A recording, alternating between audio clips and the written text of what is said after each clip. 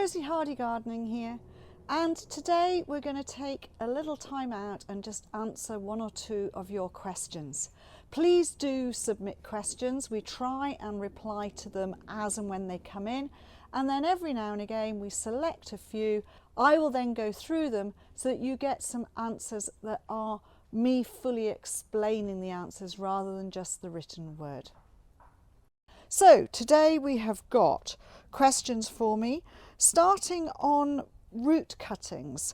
This person has taken some root cuttings of Anemone Honorée Joubert, and they've done very well. They've now got leaf on them, and they are wanting to know whether they should keep them inside in a heated greenhouse or whether they should go into a cold frame to harden off. Now, firstly, when you've got root cuttings, remember they put their leaf on first and then they put on extra root growth. So it takes a lot longer for a root cutting to become something that you can then pot on than it does for a normal cutting. If it is putting on a good amount of top growth and leaf, then that is wonderful. Do just check at the bottom of your tray or your pot whether or not root is coming through at the bottom. If it is, then brilliant. But just be aware of what the coming months are going to do with early morning frosts, etc. So yes, if you are in a sheltered area and the plants are going to get good hardening off without getting frosted, then by all means move them on into a cold frame. But please do be wary about how you do it and how quickly you do it. Just because we get lovely sunshine does not mean to say that it isn't going to get cold and quite freezing cold at night. I hope that answers your question. Some of the videos are more about individual plants, and this person has asked about Stabalanthes Racchiensis, which is a wonderful purple flowering late season herbaceous shrubby perennial. And it's great for shady spots. So they're wanting to know, is there any companion planting or earlier planting that they could possibly put in the same sort of conditions? Well, yes, of course there are. I mean, Stabalanthes Racchiensis is just going to make a lovely shrub of around about 45 centimetres to 50 centimetres high by about the same across. So you're only talking about that space in the later season. So it's going to come into leaf somewhere around about June, July time, then it's going to be flowering August, September time. So it's a lovely late season. You can have all sorts of spring bulbs in there with it. You can have things like begonias growing with it, brunnera. Any of those shade-loving plants will be really good companion plants to go with the Stabalanthes. Do enjoy growing and trying all these different plants out. Would Allium Millennium grow in a north-facing border? Very good question. Some north-facing borders are really quite shady. Others have got good available light. As long as the soil is not too damp and is reasonable, then there is no reason why Allium Millennium could not grow in a north-facing border. But if it is a full deep shade and it is very heavy, wet soil, then I would not recommend it. Digitalis Firebird. Will these grow in a shady area? Absolutely. They are a really good plant for a shady area. They do require free draining soil, and you must remember not to cut the top growth off in the early spring too early on. They need to be left with a reasonable amount of growth to overwinter, so they're going to go all brown and just sit there looking a little bit unhappy at this time of the year. So in the middle of March, they're going to look unhappy.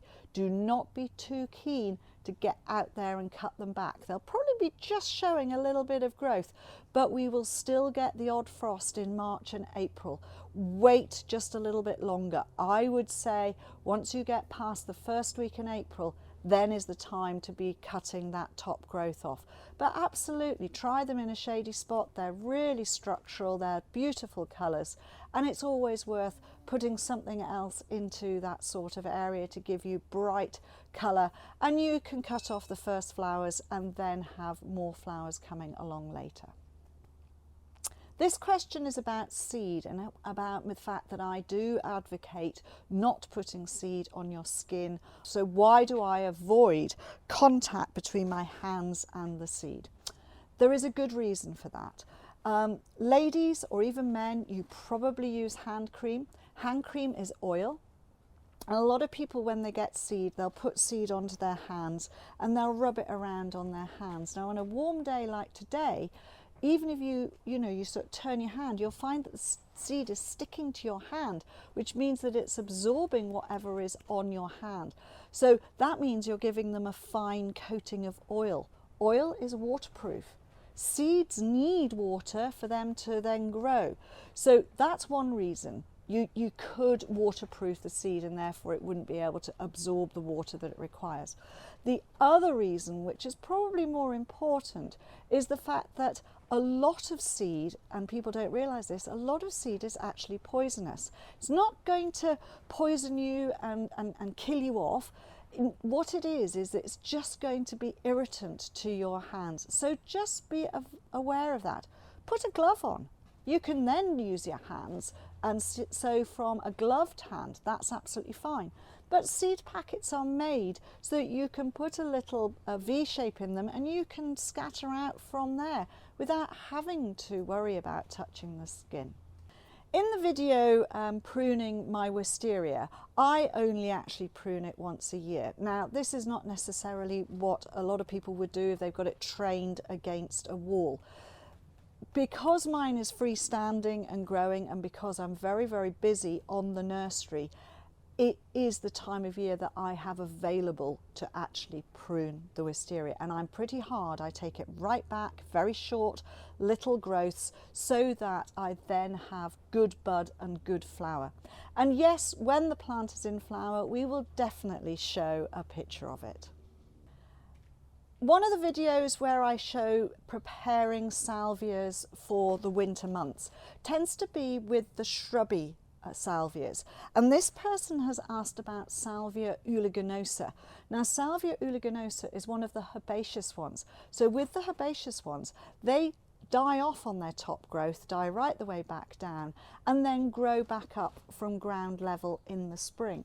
Now, these are ones that are grown in containers, and we have protected some. This one has not been protected, but this is what we would do with the eulegonosa for the winter time. We would just take off the really top growth here, because if it still had its flowering stems and be right up here at nearly a metre high, all that would happen is this would rock and you would end up with holes at the base here where water gets in, and then that freezes in the crown of the plant. So we recommend cutting down to half height and then leaving that until the spring. In the spring, now this one has been inside, but this is going to show you just exactly what they are going to do in the spring. So in the soil, you are going to see these new beautiful growths coming up, and you can see here all sorts of little growths. So it's just going to spread around. It may put on a little bit of new growth off the base here. So once it shows signs of regrowing, cut the old stem back, and then your plant will come up beautifully, both from here and from all of these new growths that you can see there. Pulsatilla vulgaris. Now, sometimes it's difficult to show all through the season what the plants are going to look like when I do the photographs or the filming when the plants are in flower. So this question is regarding what the plants look like at different times of the year. So this is a Pulsatilla vulgaris that has overwintered outside. You can see that the old foliage here has died back. It doesn't look untidy, and just in the centre it is now starting to put on these wonderful new growths here.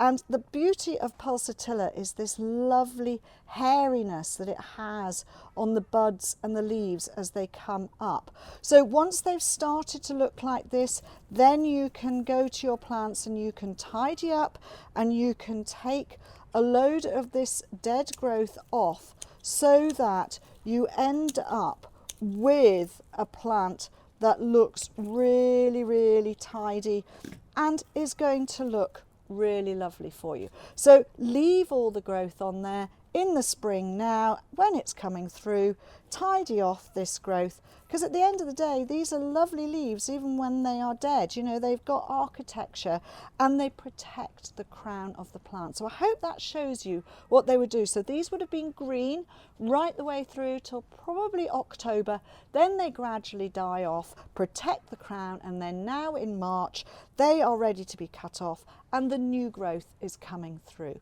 Pulsatilla vulgaris. Thank you very much for watching. Please do subscribe to the channel.